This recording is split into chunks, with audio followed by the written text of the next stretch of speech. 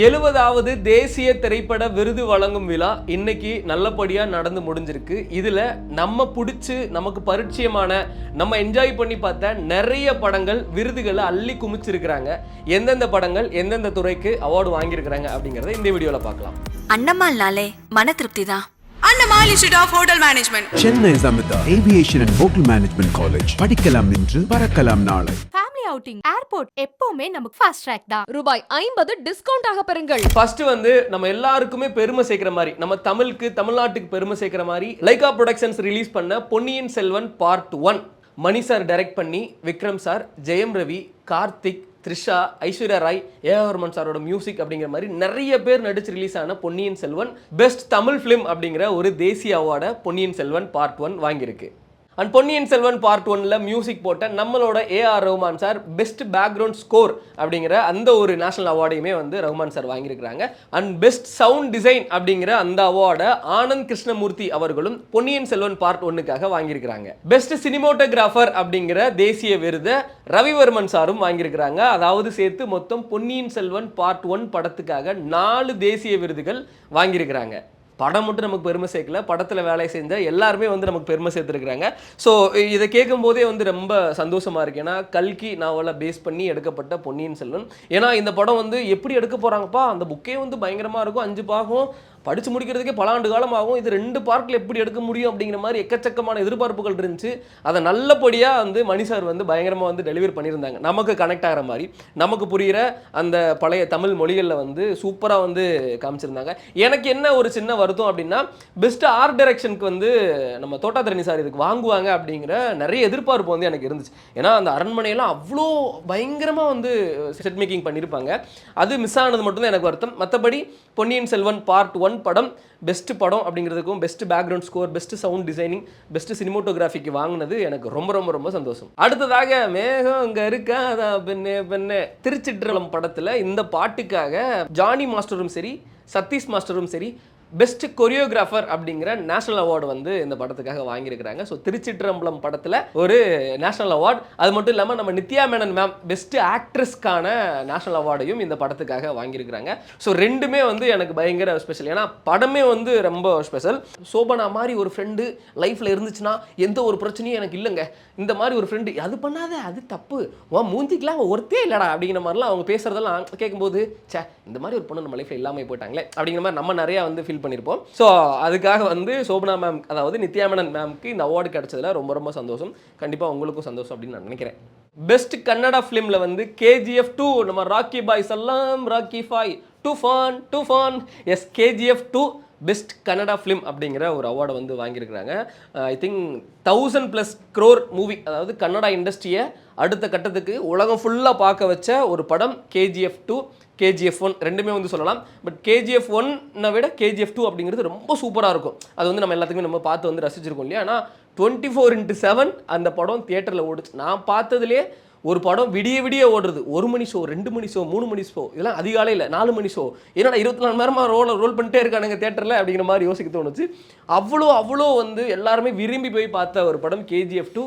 அந்த படம் ஒரு பெஸ்ட் ஃபிலிம் அப்படிங்கிற ஒரு நேஷனல் அவார்டை வாங்கியிருக்கிறது அப்படிங்கிறது நமக்கு கொஞ்சம் பெருமையாக இருக்குது. கன்னடா ஃபிலிம் இண்டஸ்ட்ரி மட்டும் கிடையாதுங்க, அது எல்லாமே ஓவரால் சவுத் இந்தியன் ஃபிலிம் இண்டஸ்ட்ரிக்குள்ளே வந்துடும் இல்லையா. அது நமக்கு ரொம்ப சந்தோஷம். அப்பா Rocky Bhai, KGF 2, Prashanth Neel sir, Ravi Basrur sir, super sir, நீங்கள் போட்ட உழைப்புக்கு எல்லாத்துக்குமே பலன் கிடச்சிருச்சு அப்படிங்கிற மாதிரி KGF 2 வாங்கின அந்த national award I am so ஹாப்பிங்க. பெஸ்ட் ஸ்டண்ட் கொரியோகிராஃபிக்கு KGF 2க்கு ஒரு அவார்டு கொடுத்துருக்காங்க. அன்பறிவு மாஸ்டர்ஸ் 2 பேருமே அவார்டு வாங்கியிருக்கிறாங்க, பிரதர்ஸ் இல்லையா. ஆனால் ஒரு ஸ்டண்ட்டுமே பயங்கரமாக இருக்கும். அந்த கன்னை எடுத்துட்டு ஏதோ சுடுவாங்க தெரியுமா, ஏதோ ஒரு பேர் ஒன்று சொல்லுவார், கமோசிக்காவோ ஏதோ ஒன்று சொல்லுவார், கலோசிக்கா அப்படின்னு சொல்லிட்டு பயங்கரமாக சுடுவார். AK-47 போட்டு அந்த ஸ்டண்ட் கொரியோகிராஃபியாக இருக்கட்டும், நிறைய ரொம்ப ரொம்ப வித்தியாசமாக இருக்கும், சூப்பராக பண்ணியிருப்பாங்க அன்பறிவு மாஸ்டர்ஸ். ஸோ அவங்களுக்கு பெஸ்ட் ஸ்டண்ட் கொரியோகிராஃபி அப்படிங்கிற அந்த நேஷனல் அவார்டு வாங்கியிருக்கிறாங்க. அவங்களுமே நம்ம ஊருக்காரங்க, ரொம்ப ரொம்ப சந்தோஷம். பெஸ்ட் ஆக்டர் ரிஷப் ஷெட்டி வாங்கியிருக்கிறார் காந்தாரா படத்துக்காக. கண்டிப்பாக அந்த ஒரு படத்தை கன்னடா இண்டஸ்ட்ரியில் மட்டும் இல்லை, இந்தியன் இண்டஸ்ட்ரியில் தவிர்க்கவே முடியாது. எப்படி KGF 1, KGF 2 தவிர்க்க முடியாதோ அதே மாதிரி காந்தாரா படத்தை தவிர்க்கவே முடியாது. கம்மி பட்ஜெட்டில் எடுக்கப்பட்ட ஒரு படம் உலகம் ஃபுல்லாக போய் ரீச் ஆகி ஐ திங்க் எனக்கு 600 கோடியோ 500 கோடிக்கு மேலேயோ வசூல், வெறும் 90 கோடியோ 60 கோடி 70 கோடி பட்ஜெட் சொன்னாங்க.